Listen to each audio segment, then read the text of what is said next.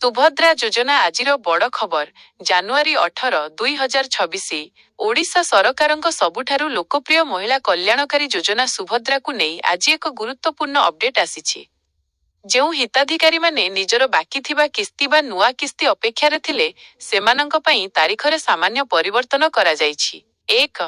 ଟଙ୍କା ପ୍ରଦାନ ତାରିଖରେ ପରିବର୍ତ୍ତନ। ପୂର୍ବରୁ ଘୋଷଣା କରାଯାଇଥିଲା ଯେ ଜାନୁଆରୀ 18 ଆଜି ସୁଦ୍ଧା ନୂତନ ହିତାଧିକାରୀଙ୍କୁ ଟଙ୍କା ପ୍ରଦାନ କରାଯିବ। କିନ୍ତୁ ଉପମୁଖ୍ୟମନ୍ତ୍ରୀ ପ୍ରଭାତୀ ପରିଡ଼ାଙ୍କ ସୂଚନା ଅନୁଯାୟୀ କିଛି ବୈଷୟିକ କାରଣ ଟେକ୍ନିକାଲ ଇସ୍ୟୁଜ୍ ଯୋଗୁଁ ଏହି ତାରିଖକୁ ଘୁଞ୍ଚାଇ ଦିଆଯାଇଛି। ଏବେ ଏହି ସହାୟତା ରାଶି ଜାନୁଆରୀ 22, 2026 ତାରିଖରେ ହିତାଧିକାରୀଙ୍କ ବ୍ୟାଙ୍କ ଖାତାକୁ ପଠାଯିବ। 2. କେଉଁମାନେ ପାଇବେ ଏହି ଟଙ୍କା?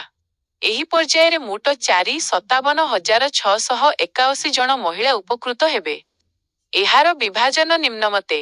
ନୂତନ ହିତାଧିକାରୀ ପ୍ରାୟ 1,78,398 ଜଣ ମହିଳା ଯେଉଁମାନେ ନୂଆ କରି ଆବେଦନ କରିଛନ୍ତି, ସେମାନଙ୍କୁ ପ୍ରଥମ କିସ୍ତି 5,000 ମିଳିବ।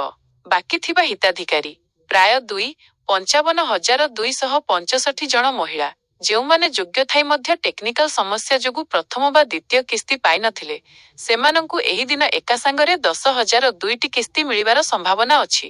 ଅଭିଯୋଗ ଶୁଣାଣି ତାଲିକା। ଅଭିଯୋଗ ଶୁଣାଣି ପରେ ଯୋଗ୍ୟ ବିବେଚିତ ହୋଇଥିବା 24,018 ଜଣ ମହିଳାଙ୍କୁ ମଧ୍ୟ ଏହି ପର୍ଯ୍ୟାୟରେ ସାମିଲ କରାଯାଇଛି। 3. ପର୍ଥ କିସ୍ତି ନେକ୍ସଟ ଇନଷ୍ଟାଲମେଣ୍ଟ କେବେ ମିଳିବ? ସରକାରଙ୍କ ନିୟମ ଅନୁଯାୟୀ ବାର୍ଷିକ 10,000 ଟଙ୍କାକୁ 2ଟି କିସ୍ତିରେ 5,000 ଦିଆଯାଏ। ଆସନ୍ତା କିସ୍ତି 8 ମାର୍ଚ୍ଚ 2026 ଅନ୍ତର୍ଜାତୀୟ ମହିଳା ଦିବସ ଅବସରରେ ରାଜ୍ୟର ସମସ୍ତ ଯୋଗ୍ୟ ହିତାଧିକାରୀଙ୍କୁ ପରବର୍ତ୍ତୀ କିସ୍ତି ପ୍ରଦାନ କରାଯିବାର ଯୋଜନା ରହିଛି। 4. ଯୋଗ୍ୟତା ଏବଂ ଗୁରୁତ୍ୱପୂର୍ଣ୍ଣ ନିୟମ। ସୁଭଦ୍ରା ଯୋଜନାର ଲାଭ ପାଇବା ପାଇଁ କିଛି ନିୟମ ପାଳନ କରିବା ଜରୁରୀ।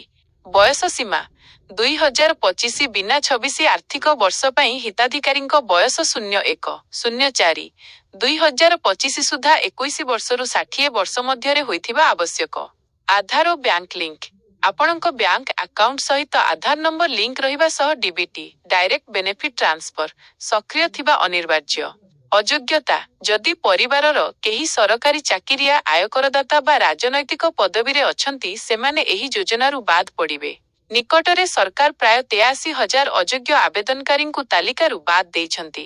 5. ଆପଣଙ୍କୁ କ'ଣ କରିବାକୁ ହେବ? ଯଦି ଆପଣଙ୍କର ଆବେଦନ ଅଣ୍ଡର ପ୍ରୋସେସ୍ ଅଛି କିମ୍ବା ଟଙ୍କା ଆସୁନାହିଁ, 1.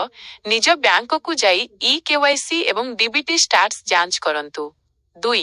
ସୁଭଦ୍ରା ପୋର୍ଟାଲରେ ନିଜ ଆଧାର ନମ୍ବର ଦେଇ ଷ୍ଟାଟସ୍ ଚେକ୍ କରନ୍ତୁ। 3. କୌଣସି ଅସୁବିଧା ହେଲେ ସରକାରୀ ହେଲ୍ପଲାଇନ୍ ନମ୍ବର 14,678କୁ କଲ୍ କରନ୍ତୁ। ମନେ ରଖନ୍ତୁ, ସୁଭଦ୍ରା ଯୋଜନା ପାଇଁ ଆବେଦନ କରିବାକୁ କୌଣସି ଶେଷ ତାରିଖ ଡେଡଲାଇନ୍ ନାହିଁ। ଯୋଗ୍ୟ ମହିଳାମାନେ ଯେକୌଣସି ସମୟରେ ଆବେଦନ କରିପାରିବେ। ସ୍ଥାୟୀ ହିତାଧିକାରୀ ତାଲିକା କେମିତି ଦେଖିବେ?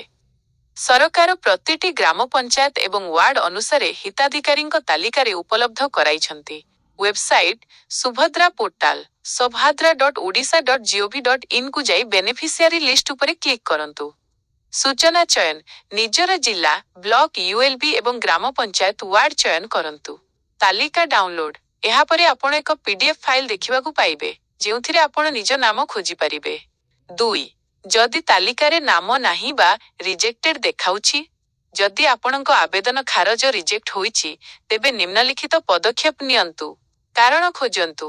ଲାଇନ୍ ଷ୍ଟାଟସ୍ ଚେକ୍ କଲାବେଳେ ରିଜେକ୍ସନର କାରଣ ଲେଖାଯାଇଥିବ, ଯଥା ଭୁଲ ବ୍ୟାଙ୍କ ତଥ୍ୟ, ଆୟକରଦାତା ହେବା ଇତ୍ୟାଦି। ଅଭିଯୋଗ ପୋର୍ଟାଲ। ସରକାର ଅଭିଯୋଗ ଶୁଣାଣି ପାଇଁ ପୋର୍ଟାଲ ଖୋଲିଛନ୍ତି।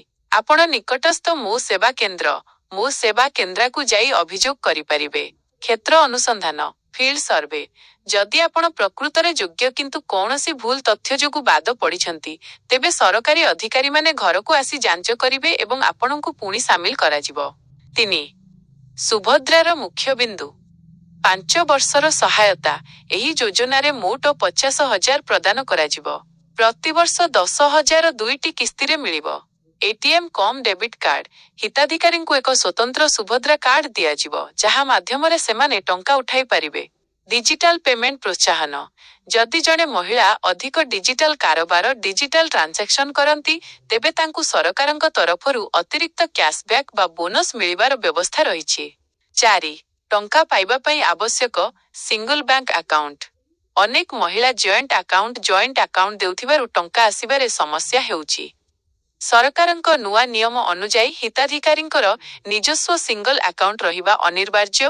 ଯଦି ଆପଣଙ୍କର ସିଙ୍ଗଲ ଆକାଉଣ୍ଟ ନାହିଁ, ତେବେ ତୁରନ୍ତ ଏକ ନୂଆ ଆକାଉଣ୍ଟ ଖୋଲନ୍ତୁ ଏବଂ ତାକୁ ଆଧାର ସହିତ ଲିଙ୍କ କରନ୍ତୁ। 5. ଗୁରୁତ୍ୱପୂର୍ଣ୍ଣ ହେଲ୍ପଲାଇନ୍। ଆପଣ କୌଣସି ବି ସମସ୍ୟା ପାଇଁ ଏହି ଟୋଲ୍ ଫ୍ରି ନମ୍ବରରେ ଯୋଗାଯୋଗ କରିପାରିବେ। 14678 1800 ବିନା 345 ବିନା 6777 ମଧ୍ୟ ଉପଲବ୍ଧ। ଆଗାମୀ ଜାନୁଆରୀ 22 ତାରିଖରେ ଟଙ୍କା ପଠାଯିବା ପୂର୍ବରୁ ଆପଣ ନିଜ ବ୍ୟାଙ୍କରେ ଡିବିଟି ସକ୍ରିୟ ଅଛି କି ନାହିଁ ପଚାରି ବୁଝନ୍ତୁ।